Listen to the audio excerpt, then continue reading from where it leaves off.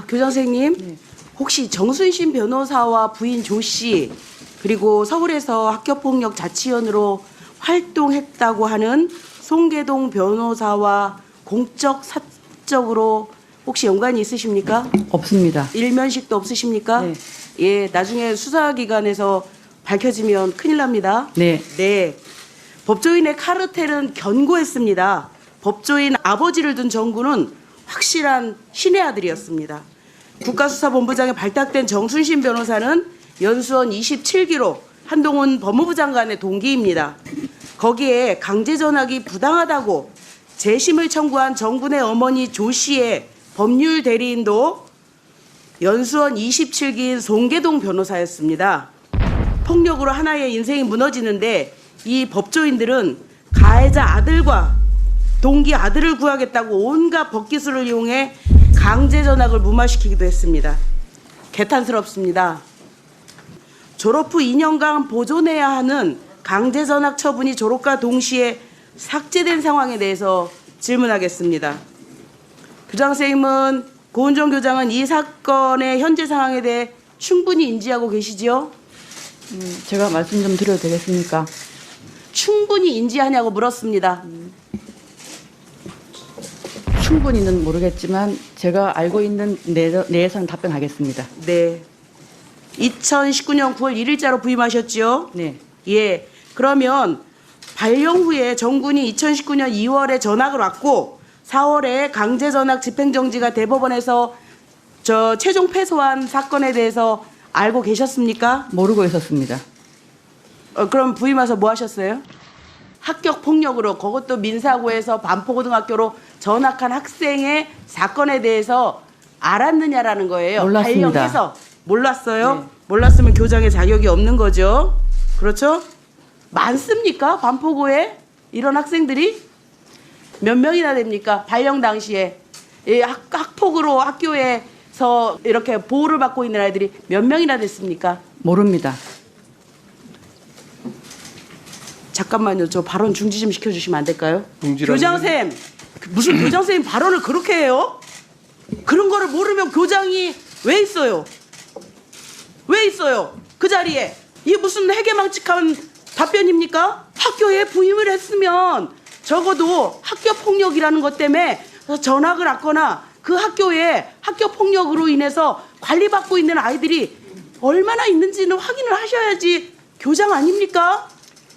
그 학생을 기본적으로 집중적으로 관리를 한다고 하면 그건 낙인 효과입니다. 뭐라고요? 낙인 효과입니다. 무슨 낙인 효과예요? 교장 선생님이 잘 알고 그 아이들에 대해서 어떻게 그 아이에 하면 대해서 개선을 잘 아는 사람은 학급 담임선생님이시고요.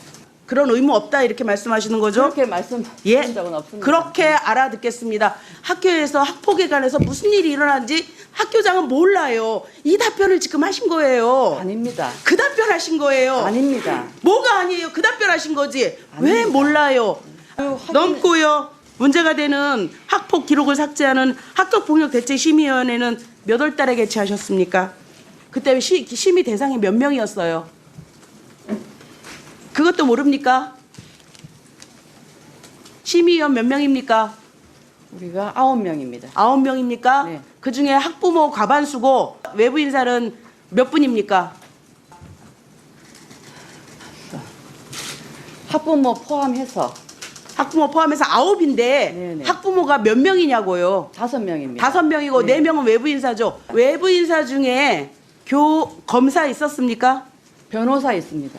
검사 없었습니까? 네네. 변호사 있었습니까? 네네. 변호사 이름이 누굽니까? 그건 밝힐 수 없습니다. 송계동입니까? 아닙니다. 아닙니까? 네. 변호사 이름 확인해 주십시오. 제가 자료 요청했습니다. 이분이 연수원 27기 동기들과 연관이 돼 있지 않다라고 하는 것을 주셔야지 저희가 확인합니다. 아시겠습니까? 법에 의해서 그거는 명단 그러면 공개하지 강원도 못하게 되어 교육청은 있습니다. 법을 어기고 제출한 겁니까? 민사고는 법을 어기고 제출한 겁니까? 그러면 성명에 땡땡으로 해서 제출하겠습니다. 땡땡으로 안 됩니다. 이름하고 직업 주십시오. 자신 있으면 명단 공개하십시오. 심의위원회는 교장이 관여할 수 없고요. 그야말로 아는데요. 교장이 할 수 없는데 추후 보고 받으셨을 거 아닙니까? 네네. 그러니 심의위원회 제출된 서류가 무엇이 있었습니까? 그것도 그 공개 불가입니다. 교장 선생님, 제가 보기에는 지금 답변하시는 태도랄까요? 조금 그 의원님들하고 서로 소통하면서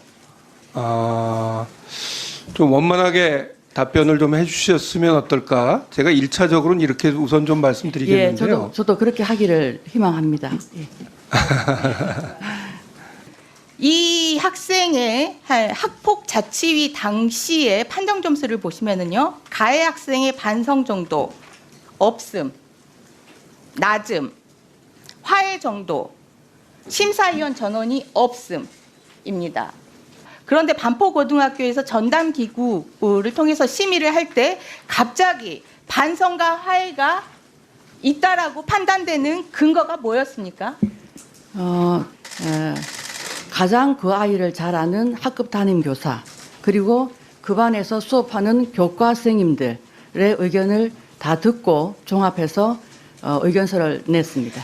피해자와의 화해 정도를 객관적인 자료로 판단해서 전담기구는 삭제할 수 있다라고 했는데 지금 말씀하신 거는 그와 관련된 객관적인 자료가 아닌데요. 그리고 그 심의위원회를 열기 전에 그 학폭 담당 교사가 학생과 학부모를 면담한 것이 회의록에 나와 있습니다. 학생과 학부모를 면담을 해서 학생이 반성을 했다라고 네, 그렇게 얘기를 하니까 네. 반성한다라고 심의기구에서 판단합니까? 일단 심의기구에서는 만장일치로 삭제를 그러니까 그 결정을 했습니다. 객관적 자료가 뭔지, 뭘 보고 교장 선생님은 납득을 하셨는지, 그리고 지금까지 설명에 의하더라도 피해자와의 화해 정도는 전혀 나와 있지 않습니다. 그와 관련된 객관적 자료 있었습니까? 회의록에 기재되어 있는 걸로 기억합니다. 보셨다면서요. 네, 어떻게 되었습니까? 반성을 하고 있고 앞으로 그런 일이 없도록 하겠다는 그런 내용이 있습니다. 판정 당시에 8명 전원이 화해 가능성이 없다라고 판정이 됐는데 전담기구 심의 당시에는 어떤 객관적인 자료로 그 부분을 판단을 하신 겁니까?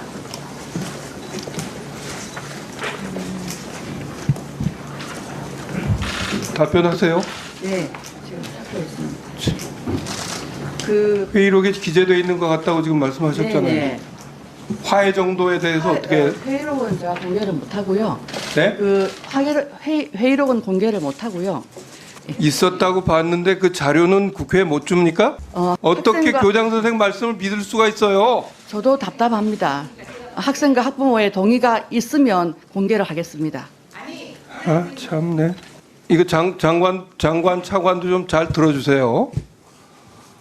학교 폭력 기록을 삭제했는데 중요한 요건이 있어요.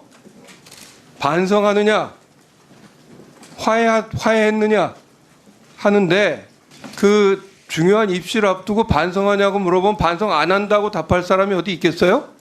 그런데 화해는 그것과 다르죠. 상호적인 거 아닙니까?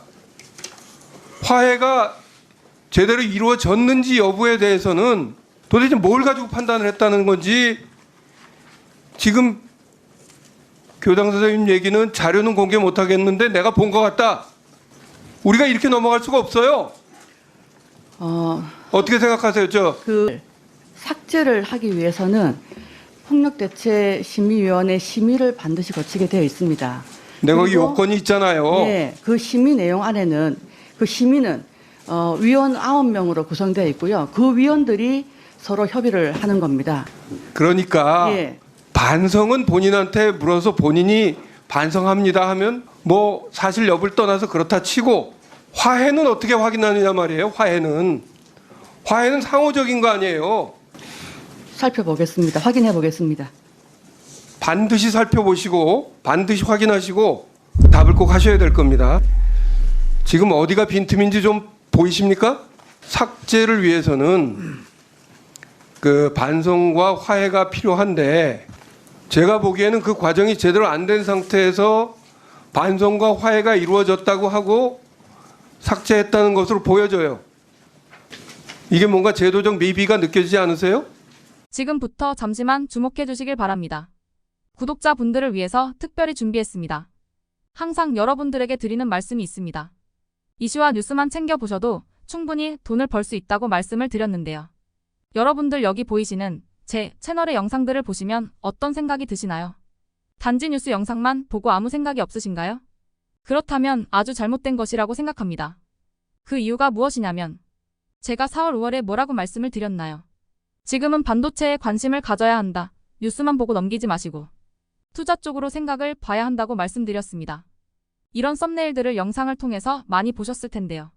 이런 반도체 이슈가 되었을 때 부자들은 어떻게 생각할까요? 반도체는 무엇이 있는지, 어떤 종목이 가장 좋을지, 어디에 투자해야 돈이 몰릴 수 있는지 자연스럽게 생각한다고 말씀드렸습니다. 부자들이 봤을 때 이슈가 곧 돈으로 이어지고 그 이슈가 나에게 돈을 벌어준다는 경험적 확신이 있기 때문에 부자들은 사회적 이슈를 관심 있게 챙겨본다고 말씀드렸습니다. 이번에도 마찬가지입니다. 지난번에 구독자분들과 함께하는 주식으로 수익 내기를 진행했었는데요. 100% 무료로 진행을 했고 이 사진을 보시면 아시겠지만 구독 문자 메시지를 남겨주신 모든 시청자분들께 이렇게 반도체 관련주 중에 가장 급등할 확률이 높은 딱 한 종목을 드렸습니다. 4월 말 시지트로닉스를 추천을 드렸습니다. 여기 나와 있는 사진을 보시면 정확히 얼마에 매수하고 어떤 종목을 사야 하는지, 어느 지점에 팔아야 하는지 이런 부분들까지 여러분들에게 정확히 알려드렸는데요. 실제로 많은 분들께서 수익을 보셨습니다. 오른쪽을 보시면 아시겠지만 4월 말에 시지트로닉스를 소개해드리고 나서 실제로 며칠이 지나지 않고 이렇게 주가가 2배 이상 급등이 나왔습니다. 당시에도 굉장히 많은 분들이 제가 드린 이 종목으로 수익을 내셨습니다. 지난번과 똑같이 구독이라는 문자를 보내주시면 이번에 이슈가 되고 있는 주식 중에 앞으로 대장주의 구실을 하면서 주가가 가장 크게 상승할 한 종목을 시청자분들에게 문자로 종목명과 사고자 하는 시점을 모두 알려드리겠습니다. 혹시라도 나는 주식을 하지 않는다 하시는 분들은 주변에 주식에 투자하는 분들에게 추천을 해주셔도 되고, 연세가 있으셔서 투자가 어려우신 분들은 이 종목을 가지고 자녀분에게 한번 사서 수익을 내봐라 이렇게 조언을 하실 수도 있습니다. 이 영상을 보시고 계시는 시청자분들 중에 종목이 궁금하다 하시는 분들은 전화번호 010-5638-2209 똑같이 무료 추천 급등 주식 문자를 보내드리겠습니다. 돈을 받는 것도 아니고 투자를 대신해 드리는 것도 아니고 부담 없이 구독 문자 보내주시면 되십니다. 다른 것을 바라는 것이 아닙니다. 수익이 나신